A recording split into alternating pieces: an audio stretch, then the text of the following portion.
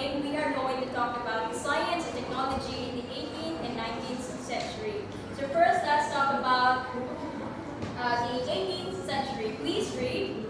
It is the period of the Enlightenment, so significant advancement in science and technology, including the development of biological taxonomy, a new understanding of magnetism and electricity, and the maturation of chemistry, as well as the beginning of industrial revolution. So the 18th century was a period of significant scientific and technological advancement, often referred to as the Age of Enlightenment. And the science and technology in the 18th century refers to the systematic study of the natural phenomena and the practical application of knowledge for innovation and progress. And science during this period focused on observation, experimentation, and reasoning to understand fields like physics, chemistry, biology, and astronomy. Also, technology involves advancement in machinery, transportation, communication, and the industrial processes, improving efficiency and productivity. And together, they contributed to the intellectual growth and laid the foundation for the Industrial Revolution. Science focuses on the discoveries and understanding the natural principles, while technology understands. Technology applies scientific knowledge to create tools, and systems. So, lightning rod, by Jehrian Piape, please read. Science, invention, discovery, base, expanding knowledge.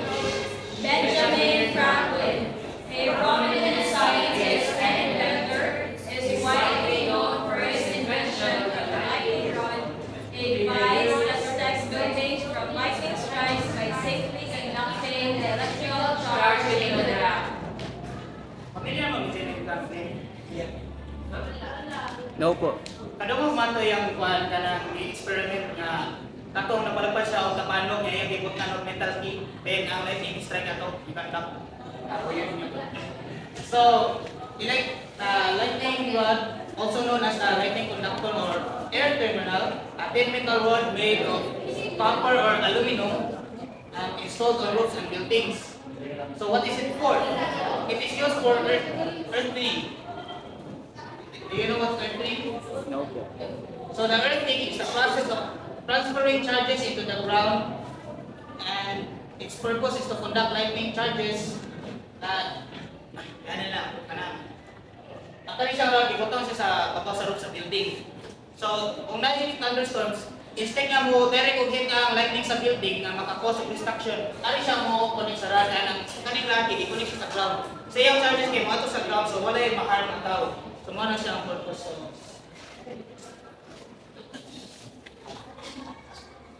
Smallpox vaccine this week. Origin. A British physician pioneered a smallpox vaccine by demonstrating that inoculation with cowpox immunity against the deadly smallpox virus, marking a pivotal moment of medical history. So, what is a smallpox? It is a COVID-19 of the time. So, it was an infectious and deadly disease. That eradicated populations for centuries. That estimated killed people to over 300 million in 20th century alone.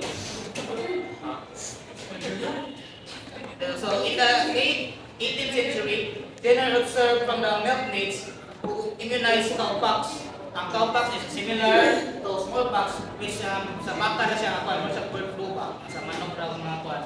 Okay po. Then, he observed that exposure to the cowpox could provide immunity against the deadly virus. So what did he do? In the year 1796, Jenner conducted an experiment in which he exposed a subject on cowpox. A subject developed mild fever, and a few days later, he exposed the subject to smallpox. And the subject was not infected with the disease. So, he then developed his discovery on and later on produced a vaccine. Then take note, kani si Jenner ang naka-introduce sa term na vaccine. And in addition, the smallpox vaccine paved the way for the development of vaccine against other diseases like polio, measles, influenza, and so on. Nakakuha na mo? Yes, sir. Yes. Yes na lang.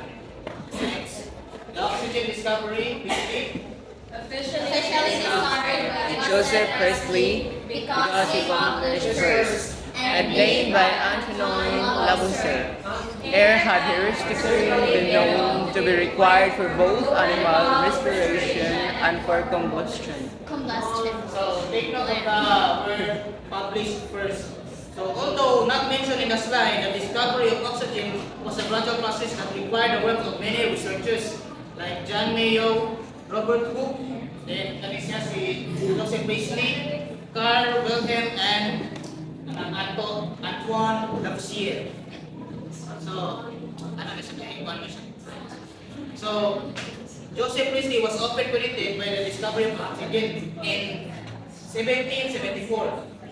He discovered oxygen while experimenting with mercuric acid, which he heated to produce gas that supported combustion. And this time, we call this element as deflogisticated air. Then kani si Antoine Lavoisier, siya ang he is considered father of modern chemistry and developed the modern name for oxygen. So siya especially nag-name aning element as oxygen. Then next is hydrogen discovery. Jehrian Jehrian, an English chemist and physicist, discovered hydrogen, which he initially called inflammable air. By reacting metals like zinc with hydrochloric acid, and later showed that it formed water when burned. So, just like oxygen, ang kaning discovery sa hydrogen can involve sa many scientists like Arrhenius, Robert Boyle, and so on. But however, Cavendish was the first to isolate hydrogen as a distinct element.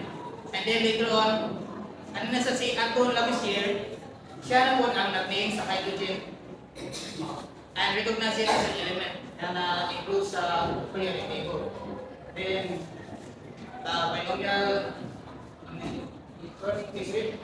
Carl developed binomial nomenclature, a two-part naming system for species, and assigned each species a unique scientific name consisting of a genus and a specific epithet species. according sa picture niya kasabot mo or any idea kung saan siya? Wala. So kasi ang key components na take note of the word genius, anang is the scientific name. Kapag tayo man ang kwande, anang ikwata ko. What is Homo sapien? Homo sapiens ka? Ang sama na, sir. Ang sana siya. Zero na. Yes, kana. Ang ba siya na? So ang Homo sapiens is the genus name, or scientific name. Then ang iyang species name or common term is human. Ano siya? Kana mga scientific name sa mga animals or plants and humans. So, ano siya? So, stay tuned, Ms. Jehrian.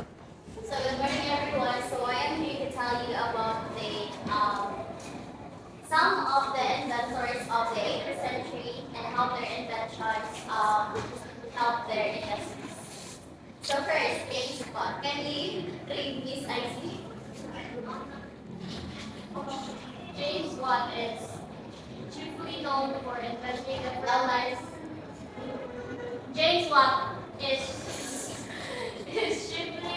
chiefly known for inventing different types of steam engine that helped start the Industrial Revolution. To describe the efficiency of these engines, he coined the term horsepower and divides a group's counter. So thank you, IT. So James Watt invented the steam. He improved the steam engine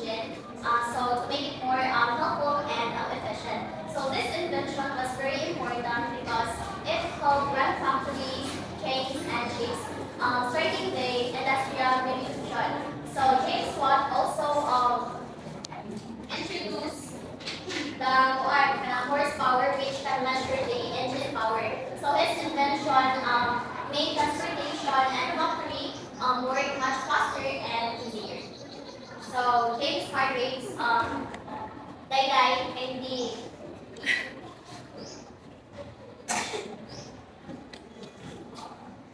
James Hargrave created the screening and using the super screen well, so thank you. So James Hargraves invented the spinning genie. So spinning genie is a machine that can spin a multiple thread at once.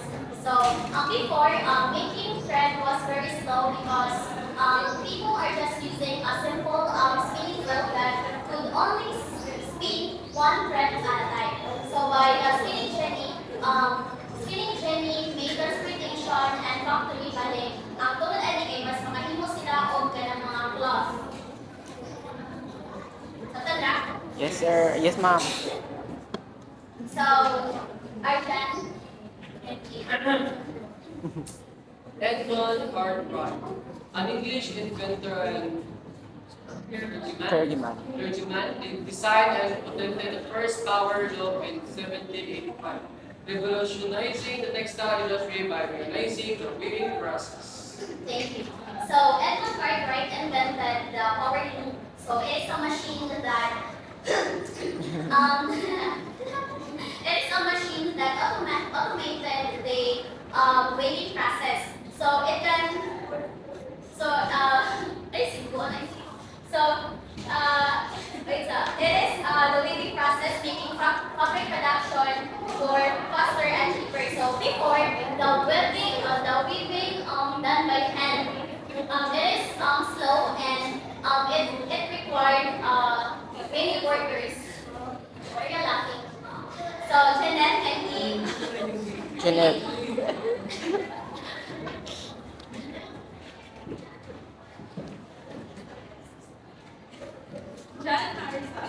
John Harrison was an English horologist who invented the first practical airplane chronometer, which enabled navigators to compute accurately their longitude at sea. So thank you. So John Harrison invented the marine chronometer. Is a special clock for ships that stay accurate even in a rough seas. So sa una, ang mga sailors is maglisod, nag-struggle sila to find their exact location. So by this, tungod sa hanang hihimo ni John Harrison, ni-invent niya, kay nakatabang siya, it helped the sailors calculate the longitude.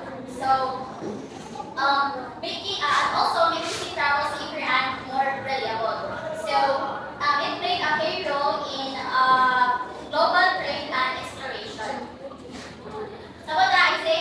Oh. Rachel. Thank you. Bailey Wilmere invented the cotton gin in 1973, a machine that revolutionized cotton production by rapidly separating seeds from cotton fiber, which was previously done manually. So thank you. So, Ellie Whitney invented the cotton gin. It is a machine that quickly removes seeds from the cotton fabric, making cotton production much faster and easier. So with this machine sped up the process, which can produce more cotton fabric during their. Now let's move on to 19th century. So please read, everybody. The 19th century was a period of profound transformation in science and technology, laying the groundwork for many aspects of the modern world, including the development of the steam engine, telephone, telegraph, and electric light bulb. Alongside scientific breakthroughs, the formulation of atomic theory and the periodic table. Okay, so science and technology in the 19th century were marked by rapid advancement that transformed the society, and science became more specialized with major progress in physics, in biology, in chemistry, and in medicine, like the theory of evolution, the electromagnetism, and the thermodynamics emerged, while medicine improved with germ theory and the anesthesia. And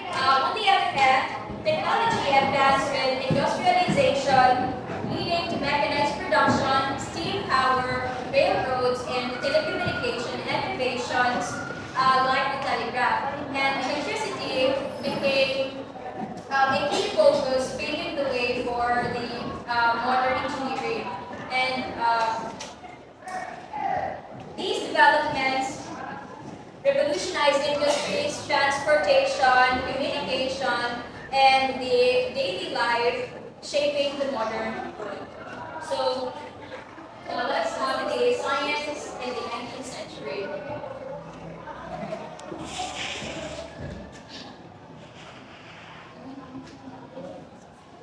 So, since Ms. Janine break down the components of also. So here is we have the medicine and biology. First is the germ theory by Louis Pasteur and Robert Koch. Next week, Prove that bacteria and microorganisms cause diseases, leading to vaccines and sterilization techniques. so germ theory, also known as microbial theory, it starts that many diseases are caused by the presence and growth of microorganisms like bacteria, virus, fungi, and so on. So, Louis Pasteur, a French chemist and biologist, considered the father of germ theory. He developed the vaccination, pasteurization, and the role of microorganisms in diseases revolutionized in the field of medicine. And then Robert Koch, a German physician and microbiologist, who developed the gold standard for providing the germ theory known as postulates. So, postulate states the microorganism must be found in all organisms suffering from the diseases. The microorganism must be isolated from the disease organisms and grown in a pure culture. The cultured microorganism must be isolated from the inoculate disease experimental host and identified as being identical to the original specific culture agent. Hindi siya basta. So, just take note of process of germs and how they try to solve the issue. Okay. Next. So, Charles Darwin theory, na-mention na kanina. Tunay lang po, also known as the natural selection, is a fundamental concept in modern biology that explains how species change and adapt over time. So, di ba, hindi naman makakain, discuss ang isa itong mga discussion. Rico, well pa ka? Ano, tama rin ko? Inom na sir?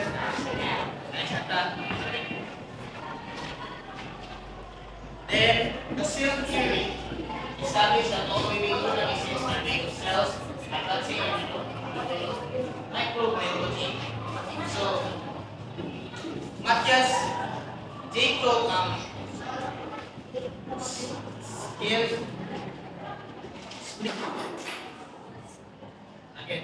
Matthias Jacob Splitten, a German botanist who discovered that plant cells have a nucleus.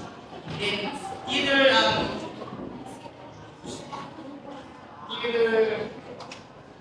Theodore Schwann. So Theodore Schwann, also a German physiologist who discovered that animal cells have nucleus and proposed the cell theory. So cell theory focused on the basic principles of cell structure and function, emphasizes that cells are basic units of life, and with that all living organisms are composed of cells. Then,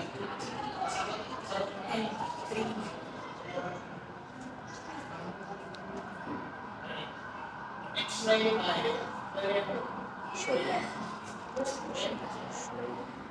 discovered issues along the first inside so, you'll get naman no kung saan ang surgery. So, ako na yun.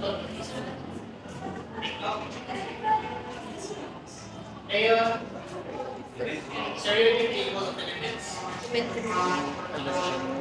Elementary.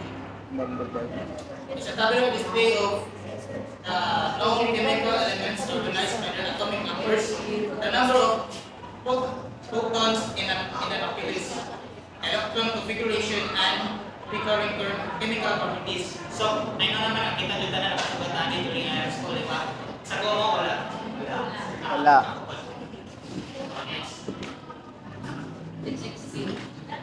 Transcript. So, Louis Pasteur, na-discuss din daw kanina sa atong first. Ang iyang na-contribute is pag-sterilize sa mga process foods nga contain of bacteria. So, iyan i-sterilize kaya para provide safety sa atong mga ipa-consume. Gets that? Yes, sir. To kill the bacteria inside. Electromagnetism, listening, Discovered the link between electricity and magnetism, leading to electric generators and motors. so it is a fundamental physical phenomenon that describes interaction between electromagnetic force of the one of the four fundamental forces of nature. So, I think sa potable naman paano siya transfer na sa energy from object to another. Yes, sir. Class is the thermodynamics. So, sa pagkakatulog ng storya, thermodynamics example of this is heat transfer. Have you noticed na when ikat mo sa kanang init nga cup of coffee, ang init mo transfer sa iyong pagkop. Also for kanang kung imo mo siyang i-convert na kanang magamit mo siya, take for example as the air conditioner. Di ang higop ang tanan init from the inside of the building, hindi kawas para provide ang cooling system. So, it's very helpful.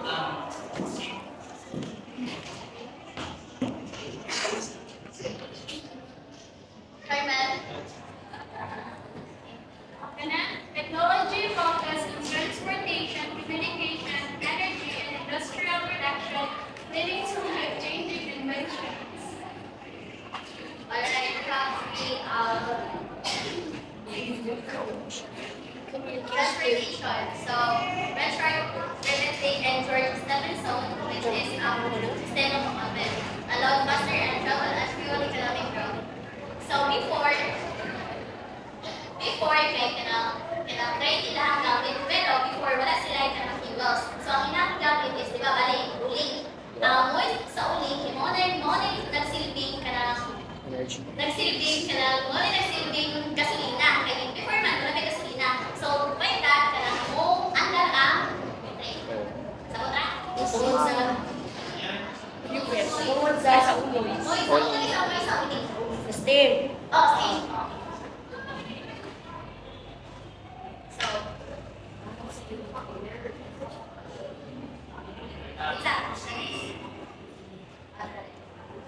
So, Ethel Lenore and Nicholas Little Labs also internal combustion engine is being away for, ay dati ay katong sa sino konting kay, syempre, nana sila yung maka-under na sila, so ay dati, ang mga tao dito is maka-transport na o mga butang, like mga boys na nasa na lugar. So, same sa gani. Pero, ang ilang gamit is, nana sila cars, motorcycles, and kuan, yan na may fuels and natay. Okay, tungod ni anything, nag-invent ani. So, by this one, kay, ang impact ani kay, made it possible to invent cars, motorcycles, and airplanes. So, pure fuel efficient, useless fuel than steam engines. Kay, ang atong steam engine is, ang ilang gamit para mo, kuan ra ako, kay ang plane, kay ang tungos ako isa skin of plane. So, diri kay, na sila yung fuels nga, na kuan. So, Clement Alder, early advanced first power airplane in 1895, perfected with the Wright brothers in 1903, marked the beginning of human flight. So, ano na time is,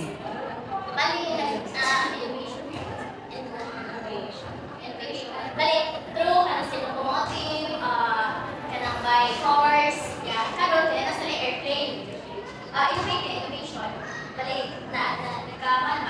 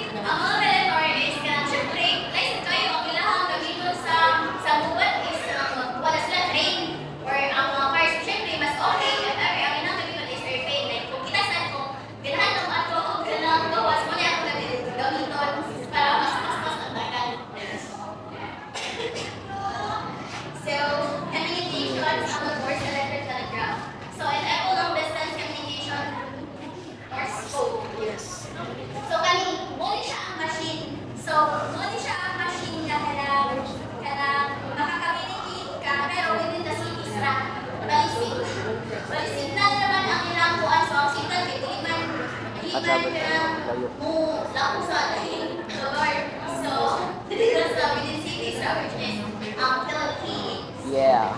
So, Philippines. Alexander Graham Bell telephone. So, from telegraph to telephone allowed real-time voice communication over long distances. So, of course, people can communicate all over the world. So, ano to? So, mas lang yun ang pagka-communicate ba ito. Namin pamilya sa kanang, namin pamilya dito sa Rayon where mas maka-communicate na mga old dali. Like, for example, balita. Pagka-balita mo, balik, hindi ko na tawag, balik tawag-tawag, mas Share makabalita sila kung sila tapos sa kailangan.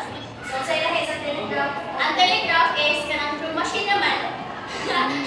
Balik, ang lahi nila kay within cities raw, within the cities sila makakommunicate, di ba? While the telephone, Sakto? long distance. Within the Philippines, within the country, within our country, which is ang Philippines. So, ang telephone is, wala na siya sa all over the world na. Wala sa Hong Kong, Korea, o ana-ana. Sama ka sila? Sama ka? Sama ka? Henry Bessemer process revolutionized steel production, making it cheaper and stronger for buildings, railroads, and machinery. So,